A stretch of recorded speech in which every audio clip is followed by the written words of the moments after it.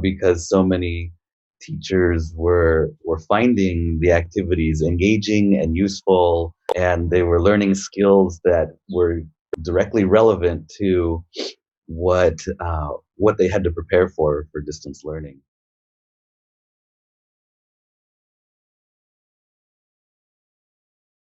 Awesome.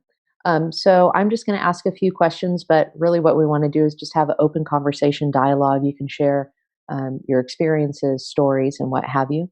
Um, to start with, it would be great if one of you want to provide an overview of just your district, your maybe how many students, teachers you have, how many sites.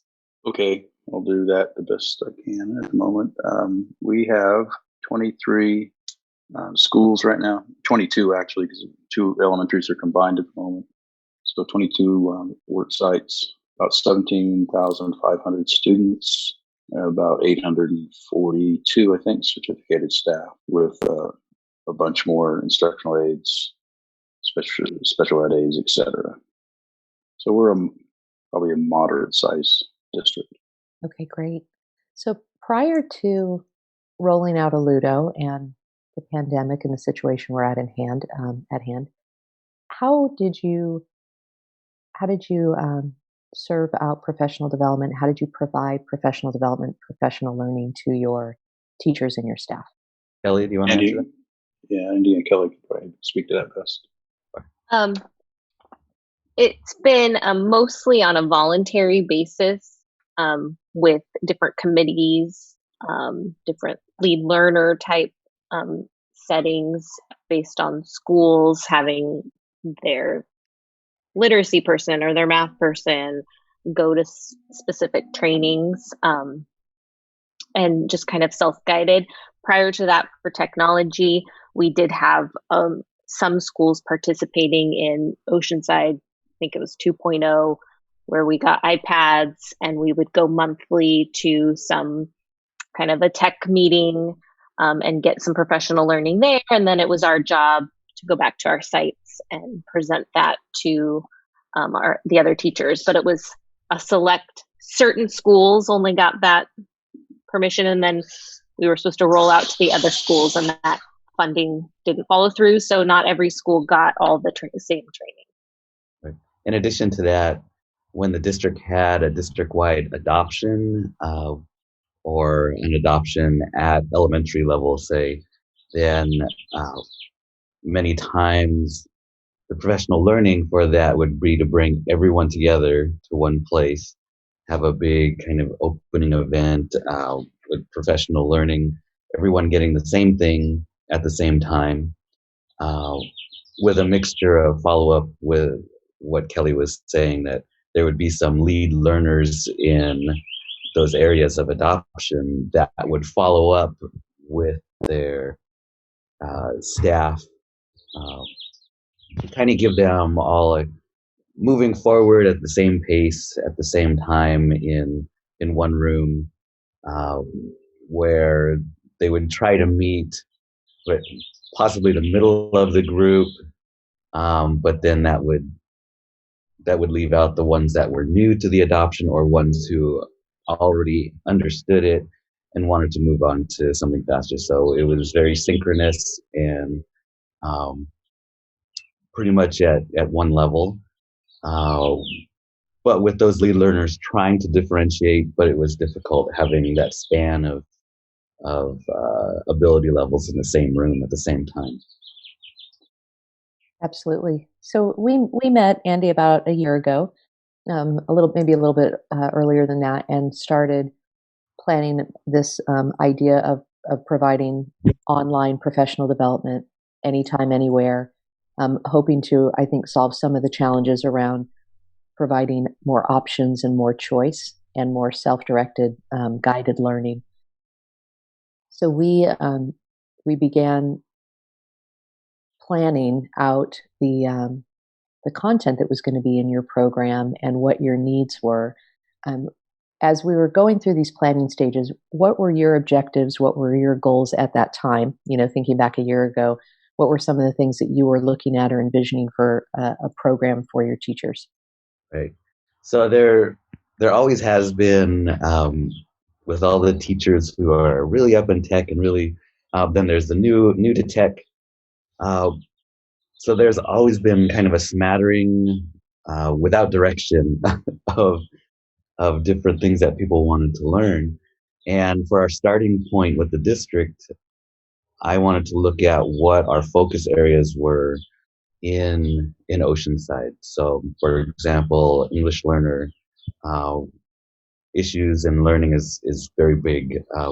Using technology that's been adopted by the district was very important. Social emotional learning was a big focus area. Trying to think of what are our other, Google productivity. A few years ago, we had a movement from Microsoft into Google. So that continues to be a focus area of how to get um, our employees really migrated over to Google and supported um, with asynchronous ways. And then there were also adoptions that had happened in the spring, so we wanted to get um, some support in those areas and build activities that would support those adoptions and uh, getting them to look into the materials and get familiar with them so they would be more confident in the use. Sounds great. So I guess, fast forward now, maybe about 10 months, and between when we met a year ago and the January, February timeframe, you had launched out your program OSIDE, and you had a fair amount of engagement, maybe some of the lead learners and others that had some interest. And then we introduced this idea of our annual PD Madness, kind of following along the lines of a March Madness competition. And we did some fairly good promotion across your schools around this competition. It wasn't just a competition within the district, but it was a school to school competition nationwide that any school could participate in.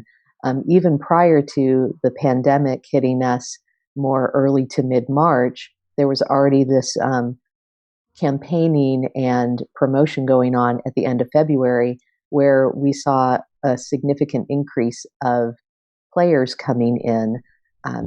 So share with us how did that go, and what was the experience from both your perspective as well as if you have input from the teacher side. Sure.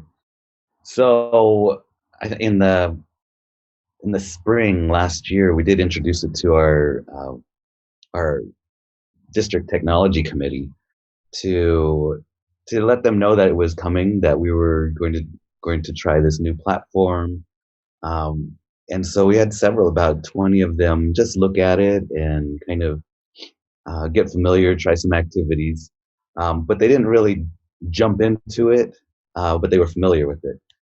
And then later on in the fall of this year, was it November, Kelly, when we got the EdTech lead learners going? Yeah. Right. So we created this group of EdTech lead learners. You heard us talk about lead learners in the other focus areas, content areas.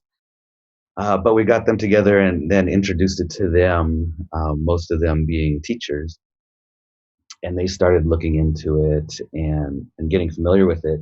And we tasked them with kind of understanding the platform, using it, and then starting to get it out to their school sites. Uh, Kelly and Greg and I were the only ones pushing it for the whole district, but we didn't have that personal touch at the sites and know exactly what they needed or know even the dynamics or the personality of the staff members. So getting those EdTech lead learners at each site really helped in getting the word of Alludo out there. And there were also a few principals that jumped on around November that were kind of competitive in their own nature. Kind of. So, when an administrator starts using it and then they start also promoting it at their school, we saw some blips in achievements being done at those sites. Right. And